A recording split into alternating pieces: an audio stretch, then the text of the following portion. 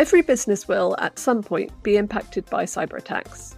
Companies task security teams to prepare the first line of defence against cyber attacks, and most have plans in place for the damage they leave behind, be that data loss, encryption by ransomware operators, or even large-scale service disruptions. But something that often goes unremarked upon in the wake of cyber attacks is the psychological, human effects left behind. When the dust settles, staff can be left with feelings of fear or shame, particularly those directly related to IT security. Who's at risk of this harm, and what can leaders do to minimise the impact? That's what we're asking today on the IT Pro podcast.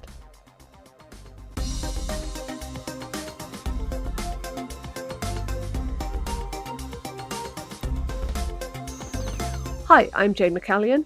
And I'm Rory Bathgate. Today we're speaking to Parisa Bazl, Head of User Experience at data protection firm Commvault, to discuss the psychological harms that come with cyber attacks and what organisations could do to better support frontline IT staff.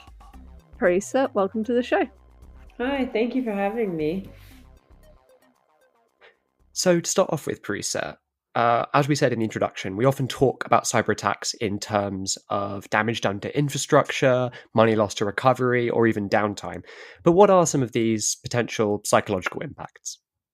Yeah, so there can be several. I think when we consider the fact that at the end of the day, it's always humans that have to deal with it, then the damaging effects just kind of mark back on that like that humanity, right? There's longer term, like kind of, it's sort of a trauma response, I think, in a lot of ways.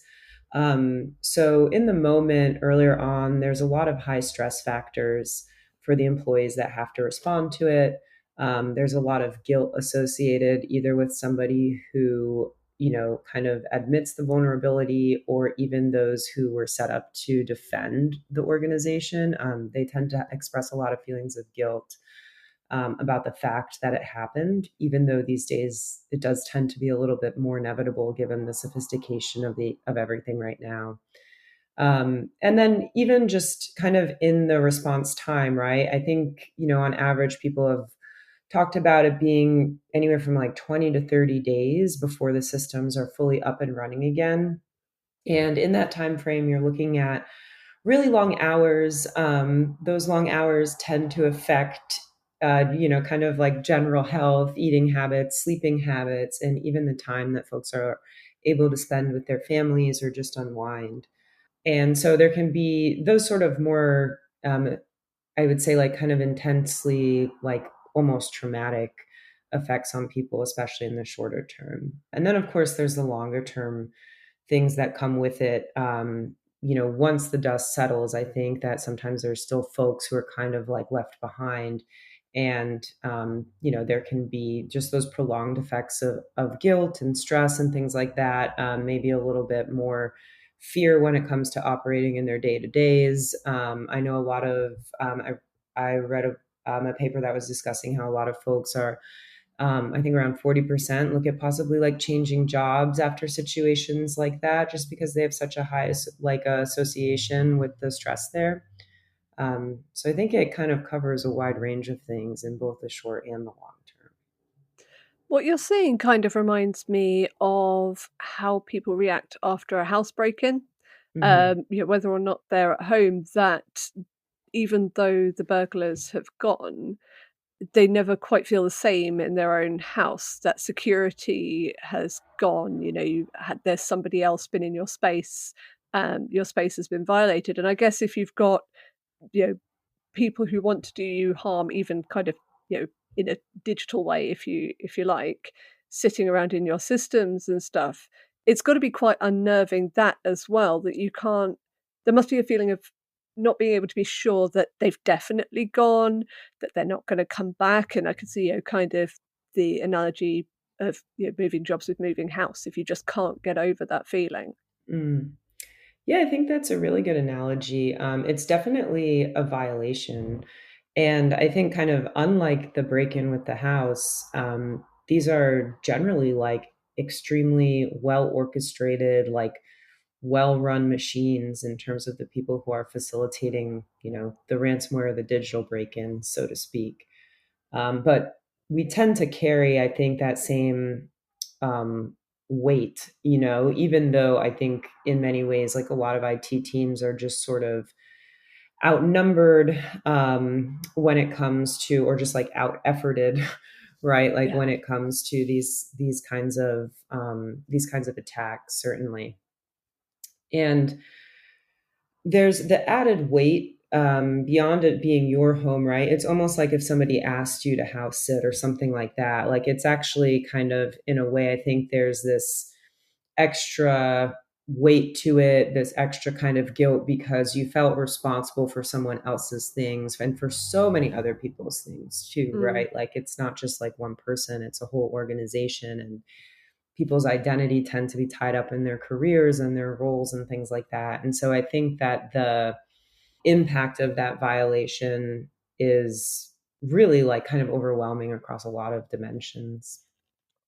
Are we primarily talking here about the employees who maybe are the victims of cyber attacks, such as I'm thinking maybe those who have been taken in by social engineering, or the security teams who have tried and to respond to the incident, or everyone? Is this an organization-wide effect that we're seeing here?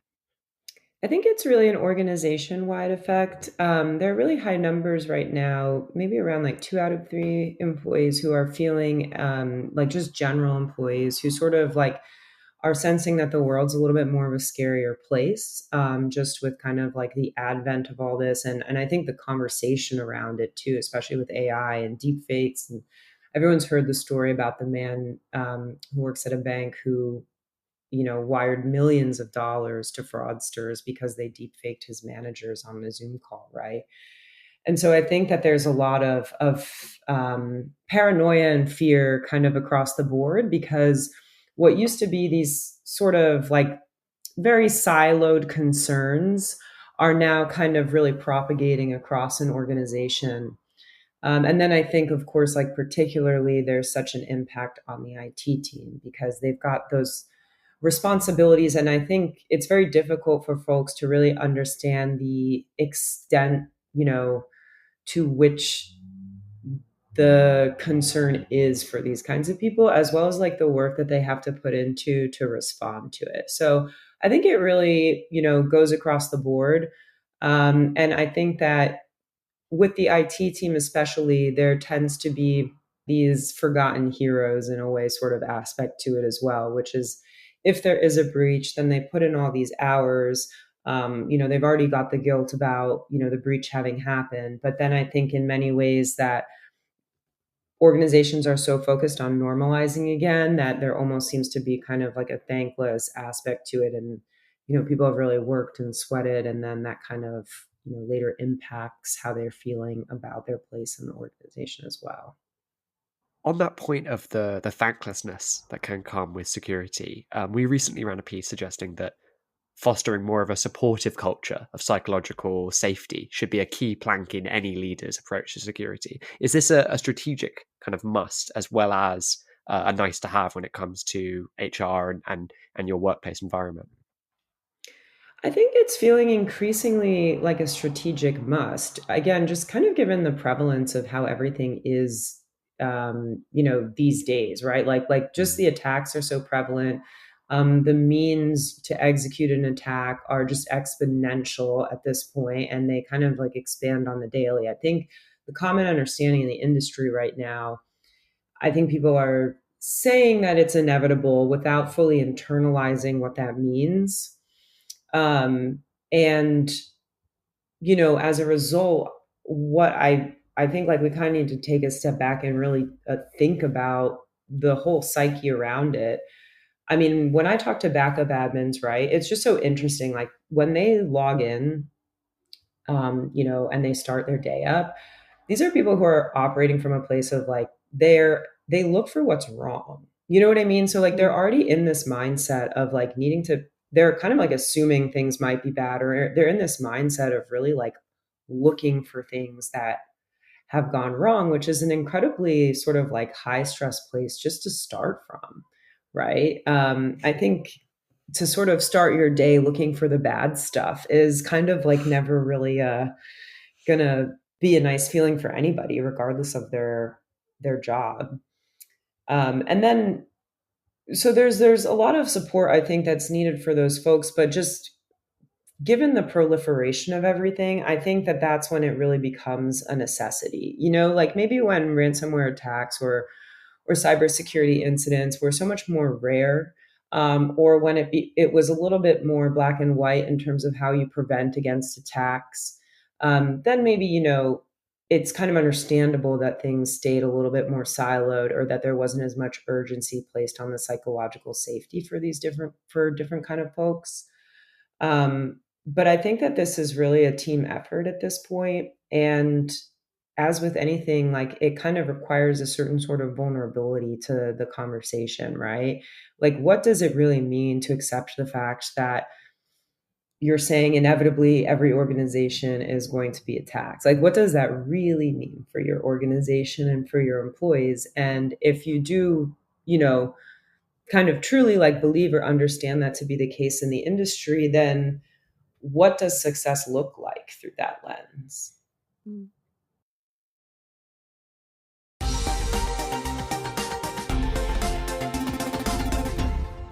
You mentioned earlier, Parisa, that a successful attack, if you if we want to put it that way, Yeah. can end up with people choosing to leave their jobs. How important is having this kind of supportive atmosphere that we've just been speaking about in staff retention? Is it something that can mitigate the idea that people just they want to move on? Yeah, definitely. I think, I mean, burnout these days is incredibly common in the IT industry. And I think it's especially risky when there's actually been an attack, because that's when you're looking at like those 12, 13-hour days, right? And just Mm, working around the clock, and the poor eating habits, the poor sleeping habits, all that kind of stuff. And I think this is like it's not only is it a huge cost, the turnover to the organization, but it's also a huge vulnerability, right? Because you have all these folks who theoretically like would have learned something from the breach as well. And you want them to kind of incorporate all of that knowledge and those learnings like back into the organization. Um, and I think for them to be in a place where they're either feeling like it's thankless, or that it's burned out, or even that maybe the company didn't set them up for success, right? mm, Not saying that it means the breach wouldn't have happened, but maybe it would have been able to be resolved more quickly, or they would have had like a little bit more of a game plan around it, or there's broader employee education around the prevention or the dealing with it, right? So I think all of those kinds of considerations can definitely help offset the risk of folks like leaving or looking for other jobs after the fact. It's an interesting point you make there about potentially that knowledge walking away as well as the employee walking away, those learnings from the attack. It, it makes me kind of ties into a wider concern maybe around this being having just been attacked with this psychological harm, with this maybe this demoralized feeling among staff. Does that then put you at greater risk of a follow-up attack by the same threat actor, by another threat actor? Or is there a pattern, do you think, of threat actors actively looking to exploit firms that are already reeling? Or is that not as much of a concern? I don't really know that I've seen any hard data around like double attacks, right? But I think that you can imagine that given like burnout, there's generally going to be like lower performance. Not to say that it's anything in terms of like a failure or poor performance on the employee's part, but more like if they've been working those really long days for a long time, they haven't been taking care of themselves. They have additional guilt, both from a work perspective and a home perspective, maybe. Um, then what they're trying to do, I think, more than anything, is just to normalize, and not necessarily to, you know, kind of like reach beyond like where they already were in the first place. mm, So I think that that's sort of like the risk that would play out a little bit more in the future. Certainly from an attacker perspective, like they would have a lot more knowledge about the organization, as well as like how that organization responds. Um, And so I think that there's definitely going to be some additional vulnerabilities there. But I think that just from an organizational standpoint, right, there's maybe like an opportunity cost to it where if you're just trying to get back to what's normal, then it sort of, in a way, means that you're already incapable of being able to like move ahead. I wonder, especially thinking about sort of burnout post attack and also this kind of stress or potential kind of PTSD type response, if it's worth treating cybersecurity professionals the same way that we treat first responders, the emergency services, that if they have to respond to a major incident, once that's dealt with, they are then given some time off, some maybe talking therapies to get over what they saw. Obviously, you know, dealing with a cyber attack is not quite the same as dealing with a situation where people may have been physically hurt. But when we're talking about these stress responses, is that perhaps part of the answer as well in terms of getting not just company back on its feet, but getting the professionals who were involved back on their feet as well? Yeah, certainly. I read a stat the other day that was like around like 2 in 7, I think, like seek like mental health support after having to respond to an incident like this. While you're right in that there's no kind of like physicality to it, I suppose, in terms Mm, of like really seeing anything like physically traumatic. I do think that there's a real like psychological impact to it, and that people need support in order to feel empowered again, right? Like, I think that's the biggest thing is mm, that you've already taken a really big hit. Someone's essentially come in and committed an act that makes you feel like you're not doing your job properly, even though it's something that, you're giving 40 hours a week to, and that are earnestly like taking pride in, or at least like trying, really hard in. And so I think that, the question of how we can kind of empower these employees moving forward, as opposed to just resolving the incident itself and like kind of moving on, like carrying on, I think that's sort of the extra step that organizations need to think about taking. You made an interesting point earlier around the culture of this expectation that you are going to get breached at some point. You are going to get hit by a cyber attack and you just have to deal with that in your role.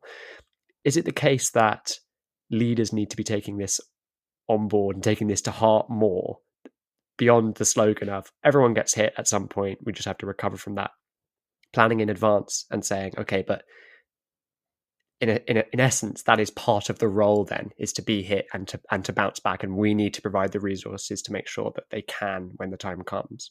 And do you think that Mhm. they are taking that to heart enough right now? I think it's easy to say without really understanding what it means, to be honest. So, in general, right, like when we think about good leaders, like good leaders are people who are able to kind of like bring out the best in everyone, right? And to have people rally around a shared goal.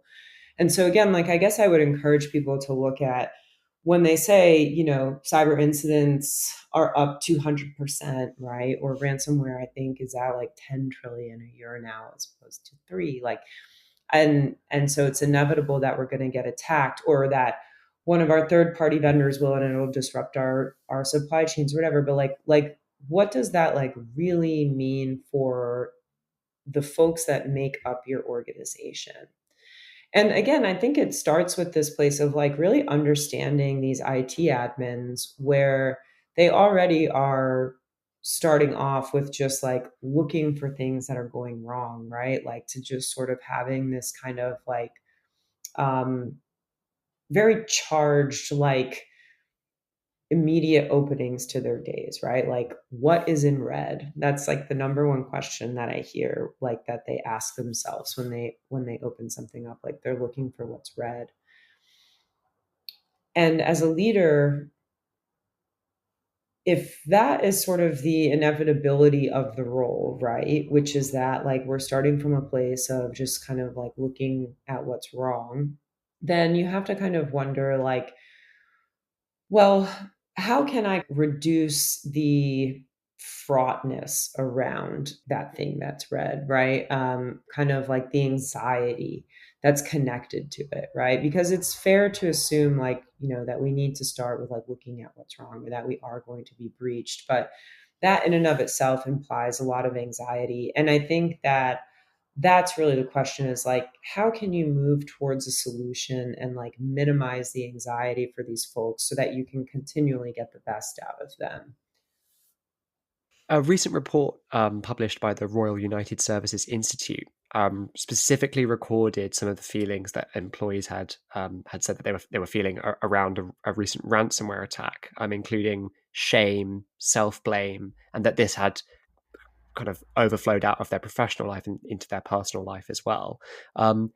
Is there anything outside of the specific role requirements that leaders can do to stem this shame following an attack, and to broadcast kind of organization wide to ensure that um, these feelings that flow into the personal life aren't happening? I think the number one thing is just to kind of facilitate a conversation around it more than anything else. It's an incredibly, well, one, I think historically it's always been a little bit of an isolated industry within an organization, like an isolated team within an organization, right? Like IT folks are people who, um, I think it's kind of like, I guess, the plumbing in a house, right? Like when you go to buy a house, you're not asking about plumbing, but then if you don't have it, it's a big problem. So I think that IT folks have kind of been this like hidden necessity for like a very long time. But now, given the breadth of the attack vector, which means that, like, people can come in through any employee, they can come in through third parties, like whatever it is, it's become much more of like an organizational conversation. And oftentimes, like when these attacks happen, I think most of the time, right? Like I said, the main goal is to kind of like normalize, but not really necessarily think beyond that. And I think that that in and of itself, like, exacerbates this kind of isolation for that particular department. And when you factor in like these feelings of like shame and guilt and all of that, they're sort of like compounded by the fact that there's really like nowhere for them to go, right? And there's also no point of reference in terms of maybe the commonality of these attacks, or just sort of like the fact that maybe this IT team was doing everything right, and that, they're just these like massive, basically corporation like organizations behind these attacks and things like that. So I think facilitating the conversation is kind of the biggest thing, really, about like, how did the attack happen? How did people respond to it? And then maybe like, what are we going to do? Like, what are our learnings from this moving forward in terms of both like how it happened as well as how it was handled, right? But I think that there needs to be a conversation that allows like the team to really process it, and, as we were talking about earlier, incorporate those findings like back into the company. So, Parisa, let's imagine that we're in a company that has been subject to a cyber attack. Now, we are certain that they have been evicted from our systems, that everything, the emergency is over. What are some first steps, like in that immediate aftermath, that leaders can take to reassure their staff and reduce some of these psychological impacts? I mean, so saying that everything's sort of gotten back to quote unquote normal, I guess I think the first thing would be kind of like the mental well being and like the check ins with the team. I would say, like, just when, if there is a lot of guilt there, people are probably going to feel like they need to prove themselves or work a little harder or whatever it is. And I think just sort of the reassurance from leadership that maybe they should like take some time and process and like reflect on the incident is going to be very helpful. And then, as I said, I think that there needs to kind of be like a collective conversation around it, right? Like that's something that kind of happens in a safe space. So within the organization, I think definitely, whether it is from the C-suite down to the admin or something like that, right? Like just to kind of go through like what actually happened, like how did we respond to it, and what would we like to change moving forward across the board? So not just how the attack happened, but also, what the conditions were in terms of like how the IT team had to resolve it.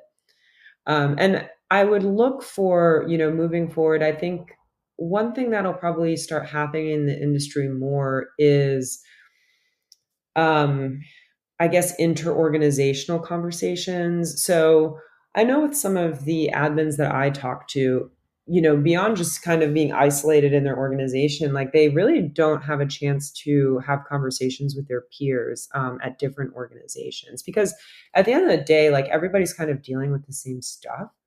And I think it is sort of a highly, I guess, like private or secret industry in a lot of ways. Like you don't necessarily want to show your hand. That makes you feel more vulnerable.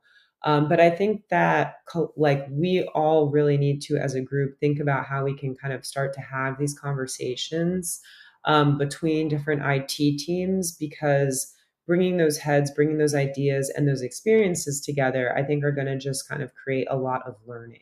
Whereas right now, there's a lot of work on each and every IT team to figure out, okay, this is the NIST framework. What does that actually mean in terms of features and functions that I have to enable, right? I'm supposed to be air gapped. Like, how am I actually, like, what does that translate to? Like, what does it mean for my organization to be air gapped, right? So I think that is really something that leadership can look for, or, maybe within their own sort of like networks and industries, think about bringing all of that stuff together. So yeah, I would say there's kind of like the more immediate check-in just on a personal level, like taking the time, maybe any connections to, talk therapy or whatever it is that helps people kind of process and let go of a lot of the emotions associated with the incident. I think there should be internal conversations around it, and just kind of, again, through the lens of, we all said that this was going to be inevitable. And so given that, what did we kind of like learn from it? And then I think more broadly, like longer term moving forward, is like, are there ways that I can set up my team beyond the confines of this organization that kind of allows them to connect with peers, and in doing so empowers them in terms of like moving forward? Well, unfortunately, that's all we have time for today. But Parisa, thank you so much for joining us. Yeah, thank you. This was so much fun.